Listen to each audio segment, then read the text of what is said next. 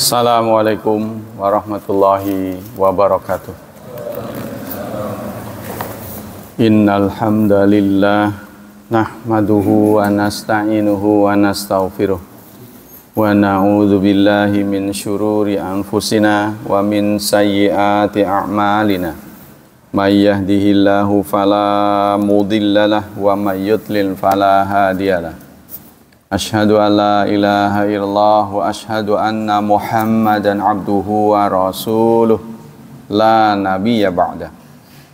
Allahumma salli wa sallim ala nabiyyina Muhammad sallallahu alaihi wasallam wa ala alihi wa sahbihi wa man sara ala nahjihi ila yaumiddin, amma ba'd.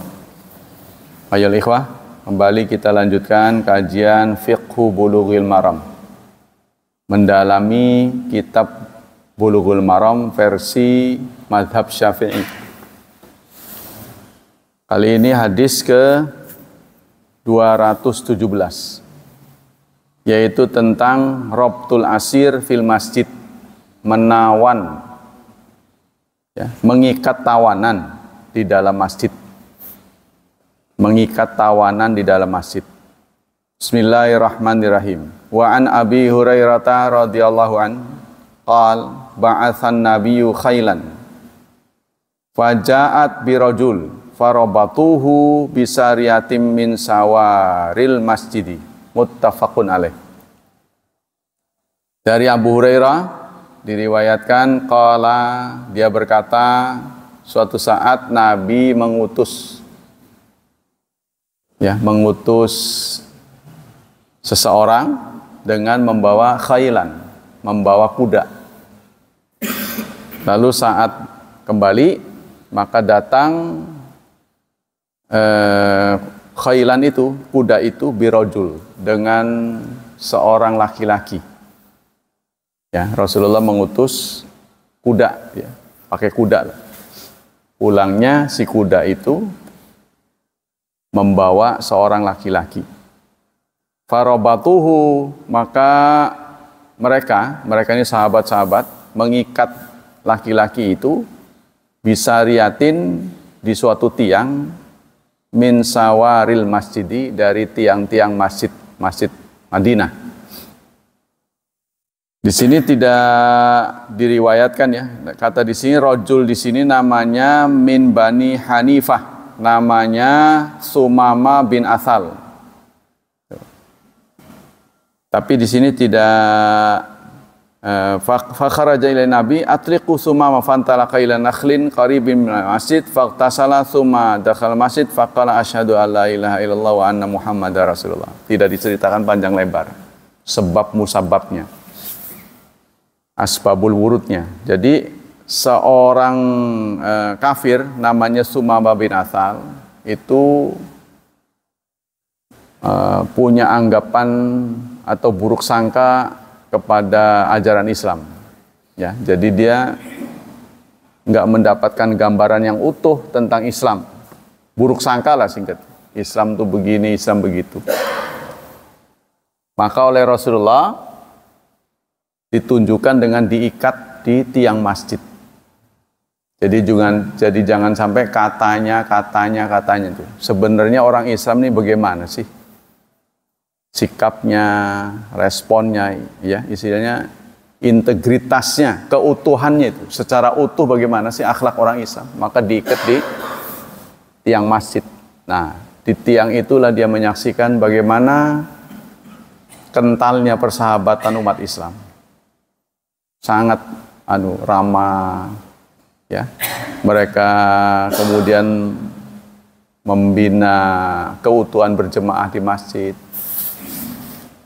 Di sini tidak disebut berapa hari, maka tuduhan atau bayangan Sumamah ini, ya, namanya Sumamah bin Athal, tentang Islam pun berubah.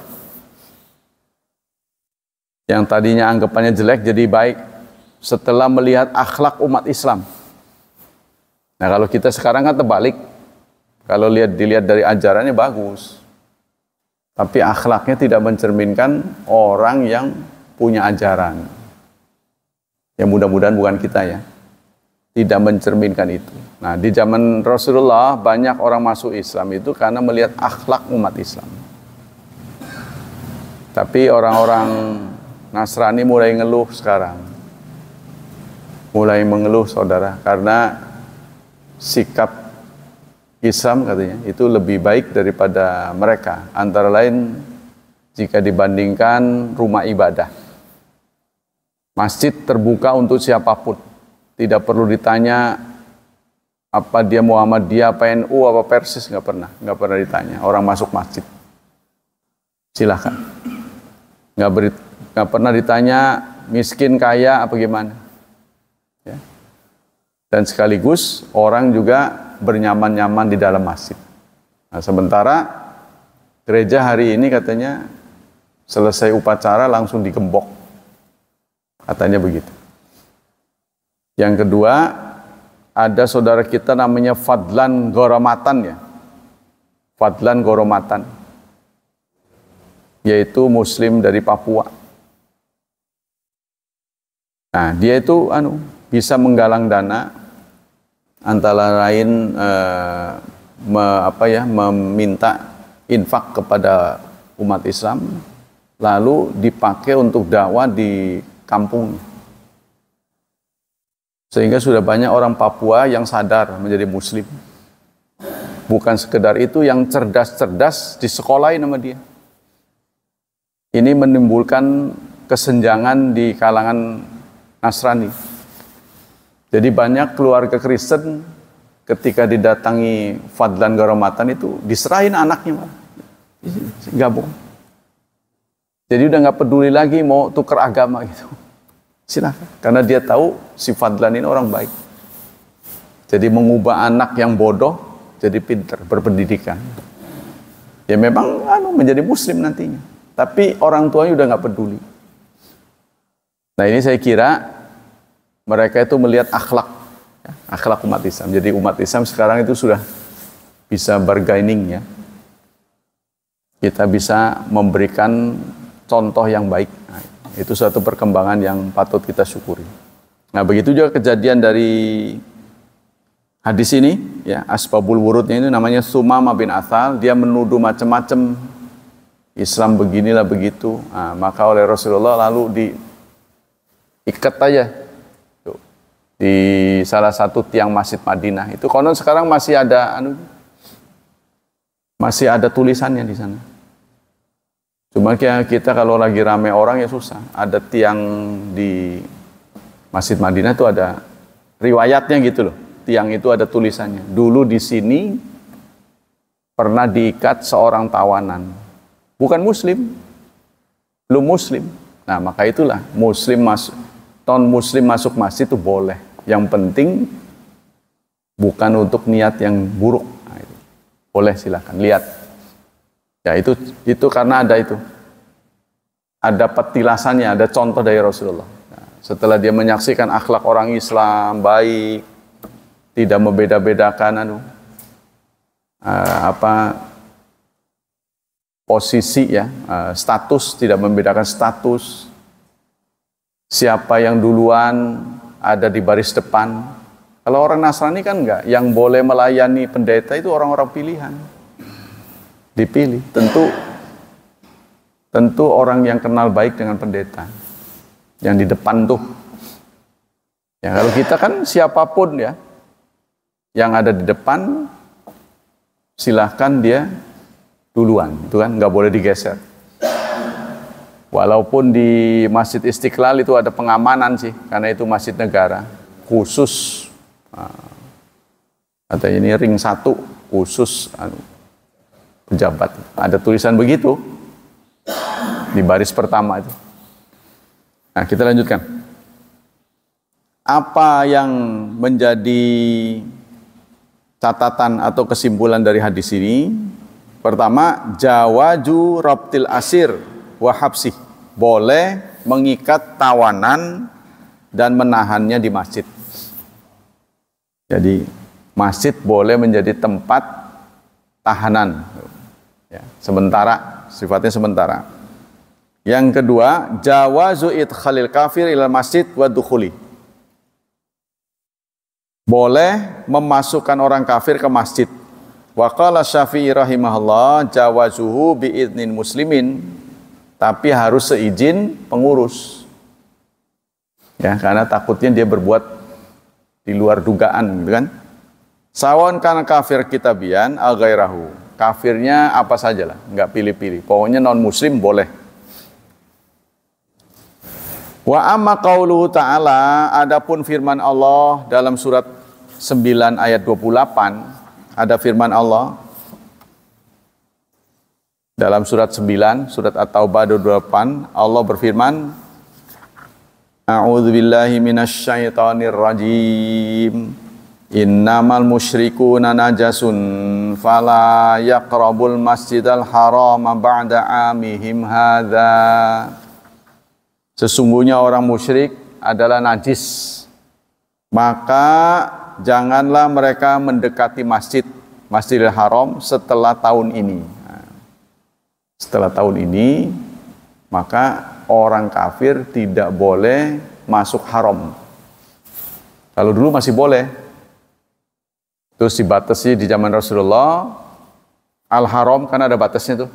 Ya, itu tidak boleh. Jadi kalau kita perhatikan baik-baik, mau masuk ke Madinah, jadi perjalanan dari Mekah ke Madinah itu ada tulisan tuh. Kalau kita kan di tol itu biasanya ada itu, kendaraan dengan muatan sekian, asnya sekian, rodanya sekian, harap keluar, gitu kan? Biasanya suka ada itu. Ya. Atau kendaraan dengan bobot sekian keluar di sini. Kalau di sana enggak, tulisannya begini. Yang bukan muslim keluar. Saya ketawa itu. Ada tulisannya, yang bukan muslim keluar dari sini. Nah, itu ada tulisannya, ada belokan. Jadi itu rupanya sudah mendekati haram. Enggak boleh orang tapi ternyata kenyataannya pernah ada. Pernah boleh. Nah, itu pertama dideteksi oleh seorang mu'alaf itu, yang meninggal itu siapa? Yang meninggal itu banyak amalnya itu saya lupa. Nah, dia mendapati pegawai-pegawai yang memperbaiki Masjidil Haram itu berbahasa Cina. Dia waktu umrah ke situ dia mendapati. Lalu diajak bicara karena kebetulan dia bisa. Ditanya muslim bukan muslim. Nah, dia memperbaiki Masjidil Haram di Mekah. Lalu disitulah diajak, didakwai masuk Islam. Banyak yang masuk Islam waktu itu. Sehingga ini membuat Imam Sudes, ketua DKM Masjidil Haram, terharu. Nah, ketemu dia di hadapan siapa saya lupa ya. Chris. Ya. Siapa? Ya, Stephen itu. Di depan dia itu menangis Imam Sudes. Seumur hidup saya belum pernah saya memuslimkan orang kafir. Seumur dia. Kalau menyadarkan orang Islam iya gitu. Tapi memuslimkan orang kafir, dari kafir menjadi muslim dengan dakwah, saya belum pernah. Tapi Anda bisa gitu. Nah, kebetulan dia bisa bahasa Inggris, Imam Sudes juga bisa. Nah ini. Lalu diajaklah ke rumahnya itu, sehingga menjadi sahabat. Setiap dia ke sana itu, ya, mendapat jamuan. Pokoknya kalau kamu ke sini, jangan lupa datang ke rumahku. Sampai segitunya Imam Sudes. Kan Imam Masjidil Haram tuh terkenal sampai sekarang kan. Nah itulah, ya. Jadi ini berlaku siapa saja, dan itu pahalanya sangat besar sekali. Kalau kita bisa menyadarkan orang, apalagi dari kafir ke muslim. Muslim ke muslim ya, muslim ke muslim baru ya, yang sadar. Itu aja sudah berpahala. Nah, ceritanya yaitu, ya, Sumamah bin Athal ini setelah diikat, dia menyaksikan akhlak orang Islam, muslim di situ, sahabat Rasulullah, bagaimana mereka kentalnya dalam berakhlak ya, bersahabat, sangat konsisten, konsekuen. terharulah si Thumamah. Lalu dia mandi, di sini ceritakan mandi, lalu di depan Rasulullah, asyhadu alla ilaha illallah wa asyhadu anna Muhammadar Rasulullah. Langsung. Nggak usah disuruh orang lain. Setelah dia menyaksikan dengan mata kepala sendiri. Jadi tuduhan orang yang menjadi musuh Islam itu tidak benar. Ya. Orang Islam begini begitu itu tidak benar. Setelah dia menyaksikan sendiri. Nah, itulah kesimpulannya. Yang ketiga, makanya ini juga kejadian ini menjadi teguran mestinya kepada saudara-saudara kita yang ada di organisasi LDII. Ya, LDII. Karena orang kafir saja di zaman Rasulullah boleh masuk masjid. Lah ini sesama muslim asal bukan anggota dia aja, dianggapnya najis. Nah, ini kan kelewatan. Nah, ini orang kafir blongkotan kata orang sini. Boleh.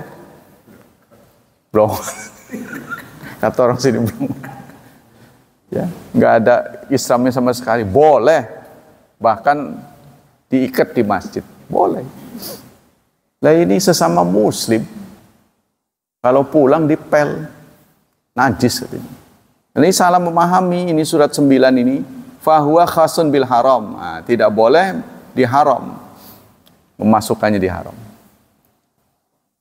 Yang ketiga, ba'tsu saraya wal juyush lil jihad. Ayat hadis ini juga mendorong kita untuk ba'tsul saraya, mengutus utusan-utusan, duta-duta untuk berdakwah. Kalau di zaman dulu yaitu rajanya langsung disurati oleh Rasulullah, Islamlah, maka Anda akan selamat. Nggak diganggu kerajaannya. Ya, nah, itu Rasulullah mengirim surat-surat duta-duta. Jadi bergengsi ya. Ya sekarang siapa yang mengajak Putin masuk Islam? Terus Presiden Amerika diajak, disurati untuk masuk Islam. Siapa? Nah, nggak ada. Mereka tahu sendiri. Bahkan di negara-negara Eropa, kalau mau Islam kesulitan. Akhirnya dia baca syahadat sendiri, sadar sendiri. Jadi nggak ada yang nuntun. Waqafu syururihim wa adahum wa da'watum Islam. Jadi kewajiban kita mendakwahkan. Kalau di Indonesia nggak boleh ya. Kita mendakwai orang yang beda agama. Tapi kalau dia nanya, kita boleh jawab. Itu namanya Islamisasi. Kan kita juga merasa risih dengan Kristenisasi. Ya, Kristenisasi itu mengubah orang Islam menjadi Kristen. Kita boleh menggugat begitu karena kita tidak ada Islamisasi. Kita nggak pernah mengutus orang, ayo orang kafir masuk Islam. Nggak pernah dengan memberikan sumbangan-sumbangan atau makanan-makanan. Sehingga kita bisa menggugat karena mereka datang ke kantong-kantong kemiskinan, terutama kalau lagi musibah tuh. Musibah Aceh itu kan ada anak Aceh yang di Ronaldo dulu diangkat anak. Ya. Ada lagi siapa tuh aktor Hong Kong itu? Aktor laga itu. Jackie Chan. Ya. Tapi jangan salah, Jackie Chan sekarang Muslim. Jackie Chan Muslim. Ya, dia juga mengambil anak Aceh. Ya, diasuh lah waktu terjadi tsunami hebat. Ya. Nah inilah, di kantong-kantong kemiskinan, di kantong-kantong musibah itulah biasanya rentan. Nah itulah di sana dakwah dari non-muslim itu masuk. Termasuk yang di Banten ini, kemarin di Sumur tuh ya. Nah itu banyak juga. Yang keempat, akhdhul asir minan ada. Wa husni muamalatil asir wa da'watil Islam. Mengambil asir, mengambil tawanan dari musuh, kemudian diperlakukan dengan sopan. Di Serang, di Masjid At-Taubah, pernah memberikan akomodasi pada orang-orang kafir yang terdampar. Jadi mereka terdampar di Malingping. Ini waktu Asia Tenggara yang saya lupa. Myanmar apa ya? Jadi ada beberapa puluh gitulah. Itu dikasih tempat di bekerja sama dengan apa itu? Bagian ini. Oh iya, UNHCR benar. PBB. Tapi setelah selesai dia kagum. Dia kagum pada orang Islam karena nggak pernah diajak masuk Islam. Nggak pernah dipaksa gitu. Walaupun dikasih makan. Kalau nanya dijawab, oh ini apa? Dia suka masuk masjid. Dia lihat-lihat. Oh begitu caranya, ibadahnya begitu. Tapi tidak ada satupun yang memaksakan untuk masuk Islam. Nah itu dia acungkan jempol. Jadi orang Islam itu menolong tanpa ada keinginan untuk, ya tanpa ada pamrih lah singkatnya, supaya dia masuk Islam. Nah, ini kalau dia nanya memang dijawab. Ya gimana Islam itu dijelaskan. Nah, itulah mereka salut juga. Saya nggak ngira orang Islam begini. Nah itu saya suka dengar yang itu. Saya kira orang Islam itu jahat, teroris itu yang digambarkan dunia. Ternyata enggak. Saya di sini berpuluh-puluh hari, tidak ada yang memaksa saya. Ya dia ngebantuin ngebersihin masjid, nyapu-nyapu, dikasih makan minum berhari-hari itu. Yang kelima, jawazu itlaqil asir wal manna alaihi. Boleh membebaskan tawanan. Ya. Membebaskan tawanan serta mengambil sesuatu dari mereka, ya, sebagai tuker. Nah, Rasulullah pernah waktu tawanan perang Badar, ya, meminta sesuatu pada orang kafir. Kalau mereka pengen bebas, yang punya harta memberi harta, yang punya ilmu ngajarin orang Islam tulis baca. Supaya bebas, satu harus bisa membebaskan artinya melek huruf 10 orang. Satu orang kalau mau bebas ngajarin 10 anak supaya dia bisa baca tulis. Kalau udah bisa, bebas. Ya, di zaman Rasulullah begitu. Ya, tawanan perang Badar. Nah, ini ayatnya surat Muhammad ayat 4, surat 47 ayat 4. Fa imma mannan, maka Anda ya bisa membebaskan, wa imma fidaan, atau mengambil tebusan. Nah, suruh nebus dengan mengajari 10 anak, 10 orang. Selanjutnya hadis berikutnya al-insyad fil masjid. Insyad itu nasyid, nyanyi-nyanyi di masjid. Dari Abu Hurairah radhiyallahu anna Umara, bahwa Umar, maksudnya Amirul Mukminin ya, marra bi Hasan, satu saat melintas berjumpa dengan Hasan, seorang sahabat juga. Yunshidu fil masjid, sedang nyanyi-nyanyi di masjid. Ya, mungkin dia sembari nyapu, nyanyi gitu kan. Falahadha ilaihi, lalu Umar melirik kepadanya. Faqala qad kuntu unshid. Kata Umar, saya juga suka begitu. Nyanyi-nyanyi kecil ya. Wa fihi man huwa khairun minka, ada yang lebih baik daripada kamu. Ada orang yang lebih baik. Maka itu syair itu dibolehkan. Nah, ini yang lepas dari pengawasan manhaj orang manhaj salafus saleh. Hampir di setiap pesantren salafi, ya, kesannya itu melarang nyanyian. Nyanyian yang nggak boleh itu yang diiringi musik. Kalau nyanyian untuk ada manfaat seperti sajak-sajak, menghafal, kecuali Quran dibuat sajak itu yang nggak boleh. Kan Quran aja dinyanyikan. Ya, semerdu mungkin. Semerdu sebaik apa yang Anda miliki, suara itu. Lantunkanlah Quran. Karena itu orang-orang pendosa seperti yang ahli dangdut segala, itu dia sadar.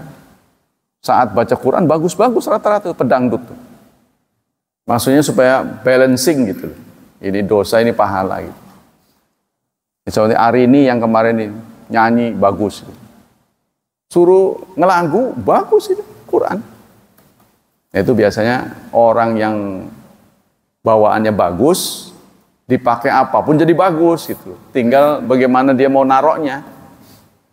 Ya, kita punya keahlian, taruhlah buat kebaikan. Ya, nah, ahli nyanyi, nyanyikanlah Quran dengan wa lam yataghanna bil Quran falaisa minna. Barang siapa yang tidak menyanyikan Quran bukan golongan kami. Suaranya bagus, giliran baca Quran dijelek-jelekin, nah, jangan. Yang bagus. Nah, apa kandungan hadis ini? Jawazu insyadi sya'r fil masjid. Boleh menasyidkan syair. Menasyidkan syair. Indonesia juga menang tuh karena itu. Apa itu namanya? Angklung ya. Dengan peserta paling banyak. Nah, itu jagonya di Jawa Barat. Angklung ini menempati musik internasional. Nah, itu karena di sana itu ada Mang Ujo namanya. Yang jalan ke Sukamiskin itu ada saung Mang Ujo. Nah, Mang Ujo itu spesialis bikin bambu. Bambu buat angklung. Jadi angklung itu dibuat bentuknya begini, suaranya begini, bentuknya begini. Itu bisa pinter. Loh, kalau bentuk banyak, saya kira itu tidak ada kemungkaran itu di situ, karena itu dung dung dung dung dung begitu aja. Ya, jadi itu memelihara kebersamaan. Nah, nyanyinya apa? Tergantung apa bentuknya, dia bisa mengakomodasi semua bentuk. Itu keahliannya. Gitu. Maksudnya begini saudara, dalam memimpin masyarakat ini tidak mungkin kita akan serius terus. Contohnya tentara serius terus, nggak ada nyanyi-nyanyi, nggak mungkin. Coba saudara perhatikan 24 jam. Suatu pasti dia nyanyi. Ya, kalau diam aja bagaimana itu? Pernah nggak lihat nongkrongin latihan itu? Kalau di sini mah jarang. Saya di sini jarang melihat tentara di jalanan. Apa itu difokuskan di Kopassus ya? Kalau waktu saya di Jawa, saya suka lihat tuh tentara ya, terlihat latihan itu yang nggak pakai kaos, keringetan banyak lari. Suka beberapa kali lihat. Nah, mereka tuh nyanyi kecil supaya semangat itu. Kalau nggak nyanyi bagaimana? Meneng kabeh. Perang juga begitu, ada nyanyiannya perang itu supaya semangat. Ya, sebab itu memakan waktu yang cukup panjang, nggak tahu selesainya kapan. Jadi dia nyanyi kecil. Maka itu ada ada nyanyian sepasang mata bola, itu kan nyanyian itu. Nyanyian perjuangan itu. Ya, maka itu semangat. Nggak mungkin bisa lepas dari nyanyian. Ya, nah, jadi dalam prakteknya nggak bisa. Pejuang juga begitu, cuma bahasa Arab. Pakai bahasa Arab. Nyanyian juga untuk menggerakkan semangat. Kita lanjutkan. Yang kedua, wa jamal ulama bainahuma abi annahmulun ala tanasyil isyaril jahiliyah. Nah, yang nggak boleh menurut ulama itu yang isinya tuh, isi nyanyian itu mengarah kepada nggak benar gitu. Statementnya itu dari isinya. Liriknya ya. Liriknya itu jorok. Nah, liriknya itu ke arah kemusyrikan. Nah, itu yang tidak boleh. Dan itu banyak kita jumpai di lagu-lagu ya. Selalu itu nuansanya iya gitu, dramatis ya, yang drama lah gitu. Melankolis kata orang. Itu kan? Nah, yang mengarah kepada cengeng gitu. Cengeng jadinya. Lagu-lagu cengeng. Lagu-lagu yang memompa semangat. Yang kedua, rawa al-Barra radhiyallahu an qala Rasulullah li Hasan uhjuhum au hajihim. Rasulullah berkata kepada Hasan, sindirlah wa Jibril ma'aka. Jibril bersamamu. Jadi kadang-kadang lagu-lagu ini dipakai buat sindiran. Begitu juga orang Arab musyrik, ya, mereka itu mengerahkan perempuan untuk perang. Kalau orang musyrik beda perangnya dengan orang Islam. Mereka mengerahkan perempuan. Dia nyanyi-nyanyi. Nanti kalian kalau menang tidur bareng saya, tidur bareng. Jadi semangat ya. Ya itu pakai lagu-lagu gitu. Nah, maka Rasulullah membalas. Nah, ini ceritanya begitu, membalas dengan lagu-lagu yang baik. Maka syair itu tidak dilarang. Dalam sebuah hadis dikatakan, wa inna minal bayani la sihra. Bagian dari bayan adalah sihir. Sastra itu bisa menyihir. Ya, jadi sastra dalam bahasa ini tidak dilarang Islam. Salah satu penguasaan bahasa itu adalah syair, penguasaan terhadap syair, dan itu susah. Yang ketiga, jawazul insyad li sya'ri fi masjidin muqayyadin idza kana mubahan. Catatan bahwa menyanyi kecil di masjid itu terikat dengan yang mubah. Nah, ya artinya isinya itu, liriknya itu tidak bertentangan. Idza kana fi mamadihil Islam, memuji-muji Islam dan muslim. Au fi hijail kufar, atau menjatuhkan orang kafir. Ya, itu boleh. Hadis ke-219 selanjutnya. An-nasjad-dola fil masjid. Dari Abu Hurairah radhiyallahu an, qala Rasulullah sallallahu alaihi wasallam. Abu Hurairah bercerita, Rasulullah bersabda, man sami'a rajulan yanshudu dolatan fil masjid falyaqul la raddahallahu alaik fa innal masajid lam tubna li hadza. Barang siapa yang mendengar seseorang mencari barang yang hilang ya di masjid, maka katakanlah, mudah-mudahan Allah tidak mengembalikan kepadamu. Mudah-mudahan nggak ketemu. Karena masjid tidak dibangun untuk ini. Nah, tapi ini harus direspon positif. Ya, bukan lagi ngelihat orang lagi nyari kunci, nyari handphone. Menawa-menawa orang ketemu. Jangan begitu, kayak digaplok pisan itu.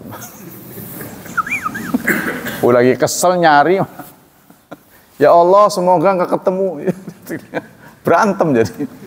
Bukan begitu. Maksudnya jangan sampai membiarkan orang nyari-nyari.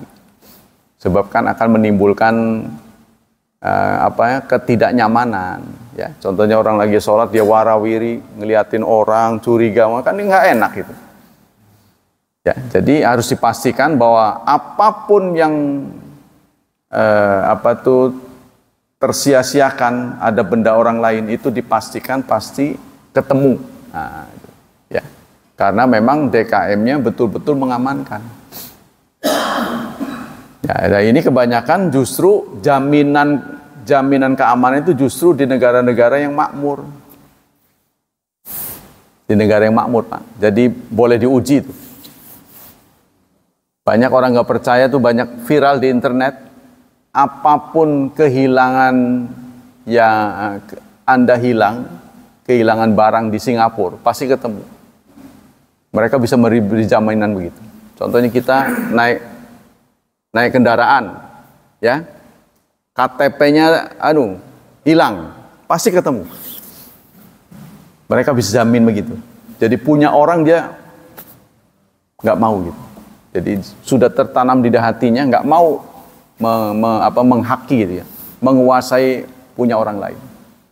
Pasti mereka akan kembali. Jadi boro-boro mau nyuri gitu. Nemu aja dia nggak mau. Ya, itu hebatnya tuh. Negara maju, kan negara maju di Asia Tenggara ini di Singapura. Hebat.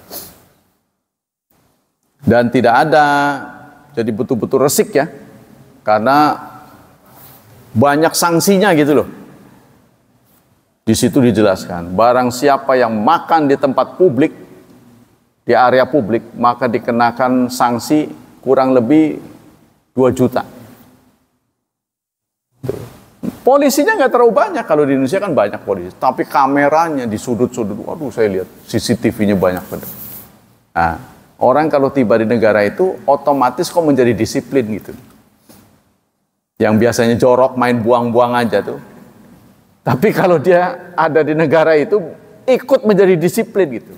Berarti jawabannya adalah karena kemauan negara. Negara mau, rakyat bisa disiplin. Di Indonesia, negara nggak mau, maka itu jorok. Ya, seperti itulah yang di tol itu. Saya perhatiin aja tuh. Jangan buang sampah di sini. Tetap aja dia buang. Kan? Tapi dia bikin lagi, barang siapa yang buang sampah di sini, dikenakan sanksi sekian. Baru orang nggak naruh sampah tuh. Kayaknya orang Indonesia begitu, harus diancam. Jadi kalau ada aturan nggak ada ancaman, cuek aja dia. Ya, tapi kalau udah kena, nah itu udah kena baru. Seperti itu kan traffic trap itu. Di kita kan ada kan. Nah, itu udah nggak bisa membantah karena ada fotonya jam sekian. Tuh nggak pakai safety belt, nggak bisa menghindar. Kalau dulu kan, wah bapak aja nggak ngelihat gitu kan, bisa alasan. Ini nggak bisa. Nah itu ya, jadi boleh. Apa kandungan dari hadis ini? An-nahyu an-nasjidola fil masjid. Larangan. Hadis ini memberi inspirasi larangan mencari benda di masjid. Mencari benda yang hilang. Tapi wajarlah kalau benda yang hilang itu sangat berarti buat kita. Contohnya kunci mobil ya, mana mungkin nggak nyari. Nah ini makanya harus di-manage dengan baik. Ya, kalau ditemukan itu harus segera. Wa yulhaqu bihi ma fi ma'nahu mil bai' wasyira. Begitu juga disamakan dengan ini adalah jual beli. Tidak boleh ada jual beli di masjid. Wal ijara, sewa menyewa atau transaksi lain. Yang kedua, la raddahallahu alaik, kita diminta untuk mendoakan semoga Allah tidak menemukannya. Nah itu. La wajadtu fahuwa amrun bi ayyaqal mithla hadza wa huwa uqubatun lahu ala mukhalafati wa isyani. Ini sebagai hukuman terhadap pelanggaran. Jadi mencari benda hilang itu nggak boleh. Ya kalau memang nyatanya hilang kan pasti dicari. Ya, jadi artinya itu jangan menimbulkan kegaduhan. Singkatnya gitu. Wa yambagi lisami ayaqul. Dan yang mendengar harus menjawab ya, sama dengan bersin. Ini kalau kita ditanya orang lagi nyari benda yang hilang, kita akan mengatakan ya, semoga Allah tidak menemukannya. Ya, semoga Allah menakdirkan tidak ketemu. Nah, lalu yang dengar itu mengatakan karena masjid tidak dibangun untuk ini. Jadi masjid tidak dibangun untuk mencari benda hilang. La wajatu inama bunyat masjid lima bunyatalah kama qalahu Rasulullah. Yang ketiga, tahrimu su'al andolatil hayawani fil masjid. Haram menanyakan hewan yang hilang di masjid. Nah, ke masjid bawa hewan. Wa yulhaqu bil mata wa ghairi, dan disamakan dengan hewan adalah benda-benda. Jadi kita artinya harus mengawasi benda kita sendiri, jangan diserahkan pada orang lain. Apalagi di tempat banyak kunjungan ya, di tempat-tempat yang rawan, di tempat banyak orang berkumpul, itu jangan tuduh orang. Susah, karena orang nggak ngurusin kita kan, bukan kita saja yang diurusi, jangan menuduh gitu. Seperti kita bawa sandal ke Masjidil Haram, tiap-tiap hilang, siapa sih yang nyuri? Nah, kan gitu kan? Nah, satu saat saya melihat setiap satu jam sebelum sholat, di tengah-tengah masjid ini ada kanalnya, tengahnya dibuka karpetnya, jadi ada pagernya begini nih, tuh, mangap. Ternyata ini got. Nah, saya lihat itu sendal jepit itu beribu-ribu didorong pakai air. Oh, ini nih penyebabnya. Karena terlalu banyak di depan masjid itu menghalangi. Jadi itu digaruk gitu loh. Digaruk, dibuangnya itu di situ. Mungkin dia udah ada kanal. Saya lihat tuh air besar. Terus, oh ini nih. masih bagus-bagus sendalnya. Itu ya, jadi mereka menghukum orang yang meletakkan benda tidak pada tempatnya. Nah, itu dihukumnya begitu. Jadi jangan menuduh orang menyuri. Itu memang pengamanan dari negara. Yang keempat, ikhtalafal ulama fi ta'limi sibyan Quran fil masjid.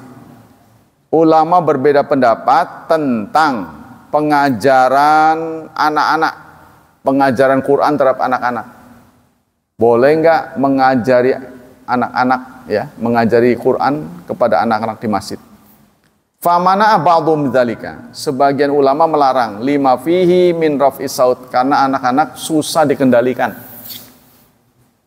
Ya, ketika mereka baca Quran, bacaan imamnya diikutin. Ihdinas siratal mustaqim, dia nerusin siratal ladzina, kan recok itu. Saya pernah dengar sih di sini. Si imamnya baca alhamdulillahirabbil alamin, dia nerusin ar-rahmanir-rahim. Dasar anak-anak. Inilah saudara, kalau saya perhatikan ya, talbisu setan itu. Setan masuk menggoda orang sholat. Perhatikan aja baik-baik. Selama kita sadar lagi nggak sholat, anak-anak nggak mainan. Nggak mainan tuh, nggak ada kegaduhan. Tapi begitu takbir aja. Begitu salam, berhenti itu. Itu memang pelakunya anak-anak, tapi inspirator itu setan. Kok bisa gitu kita sadar? Nggak tahu kemana itu anak-anak. Atau tetap anaknya ada, tapi dia diem. Kok bisaan gitu? Nah ini, inspirator itu setan. Itu ahlinya setan ya. Nah, punya keahlian begitu. Jadi kalau waktu sedang berlangsung, itu gaduh sana, gaduh sini. Mau nengok nggak bisa gitu kan. Begitu selesai, assalamualaikum, nggak ada orangnya. Iya, hilang. Yang kelima, man'u amali sani' fil masjid. Dilarang membuat kegaduhan di masjid. Ya, maksudnya sedang melakukan progres. Contohnya lagi nukang. Ya, lagi ngebatak. Sebaiknya kalau lagi berlangsung sholat dihentikan dulu. Atau lagi ngelas. Atau lagi masang apa gitu.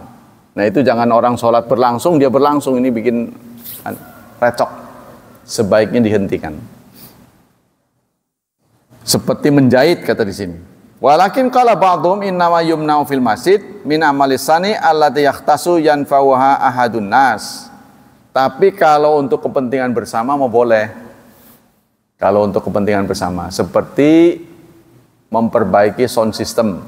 Karena kan mau dipakai krusuk ini. Ya daripada nanti lagi sholat bermasalah kan. Boleh nggak kita memperbaiki sound system kalau lagi bermasalah? Ya, kalau memang mengganggu sampai nging gitu, ya memang boleh. Tapi geraknya jangan terlalu banyak ya. Kalau tidak memungkinkan ya dimatikan. Itu yang paling finalnya, paling buruknya ya dimatikan aja udah. Nah, kalau mengganggu ya, sama dengan kita sedang sholat, kita lupa meng-off-kan HP kita bunyi, apalagi lagunya dangdut. Begadang jangan. Lah ini rogo aja dimatiin gitu. Jangan merasa nggak boleh kayaknya batal ya. Jangan begitu. Di rogo aja. Karena ini mengganggu banyak orang. Kalau kita lupa ya. Wa yaqtasu fala yatakhadzul masjida muttajaran. Karena itu masjid tidak boleh dijadikan tempat dagang. Tapi kalau di sekitarnya boleh kali ya. Seperti di Masjid Ibadur Rahman Pusar, wah, masjid wakaf dari Pak Habibie di PTDI. Itu tempat betul-betul masjid buat itikaf, itu sangat cocok sekali. Kamar mandinya saya hitung ada 19. Kamar mandinya ada 19. Dan ketika air di kerannya dibuka, deres semuanya. Kalau kita kan dibuka bersamaan kan, ya kayak orang dia mah deres semua. Jadi kalau orang itikaf kan nggak boleh keluar masjid. Nah, Masjid Ibadur Rahman itu sangat cocok. karena lahannya luas, lalu dia menyewakan kemah.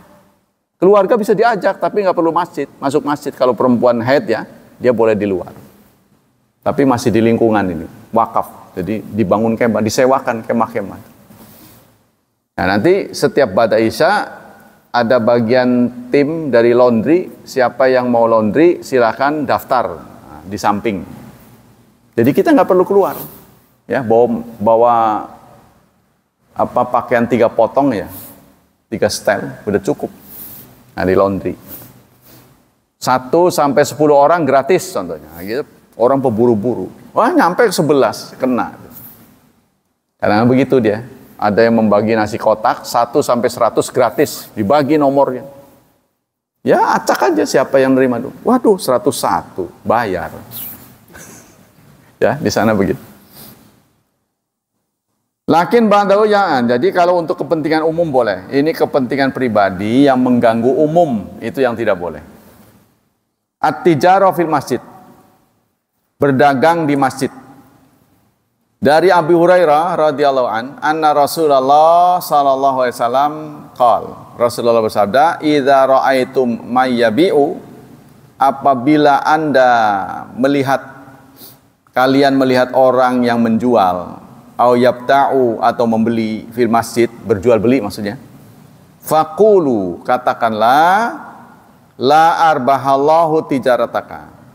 Semoga Allah tidak memberi keuntungan pada perdaganganmu. Kita diminta untuk mengatakan itu. Ya. Apa kesimpulan hadis ini? Tahrimul bai' wa syara fil masajid. Tidak boleh berdagang di masjid. Ya, waktu zaman yang lalu masjid besar di alun-alun Bandung itu, wah tukang dagang itu melipir sampai ke teras. Tapi waktu Ridwan Kamil menjadi wali kota dibersihkan, terus luar masjid itu dikasih rumput sintetis. Ya, orang boleh main di situ, tapi nggak boleh dagang. Dagang tuh tempatnya jauh, nyingkir dari masjid. Alhamdulillah di zaman beliau. Tadinya itu sampai ke pelataran masjid begini, sampai ke pintu masjid orang dagang. Dagang buku lah, dagang minum lah, gitu, macam-macam. Nah ini mulai ada, nggak tahu sekarang. Qala Turmudzi wal amalu ala hadza inda ba'di ahli ilmi karihu bai'a wa syara fil masjid. Jadi kebanyakan ulama memakruhkan jual beli di masjid. Wa huwa qaulu Ahmad wa Ishaq wa qad rakhasa fi ba'du ahli ilmi fil bai' wa syara fil masjid. Tapi ada yang membolehkan. Dari ulama itu ada yang boleh memberikan dispensasi. Yang kedua, yajibu alaman ra'a man yabi wa yashtar fil masjid ayyaqula likulli min bai' wal mushtari la arbahallahu tijarataka. Wajib kepada orang yang melihat, baik pembeli atau penjual, wajib mengatakan, semoga Allah tidak memberi keuntungan pada perdaganganmu.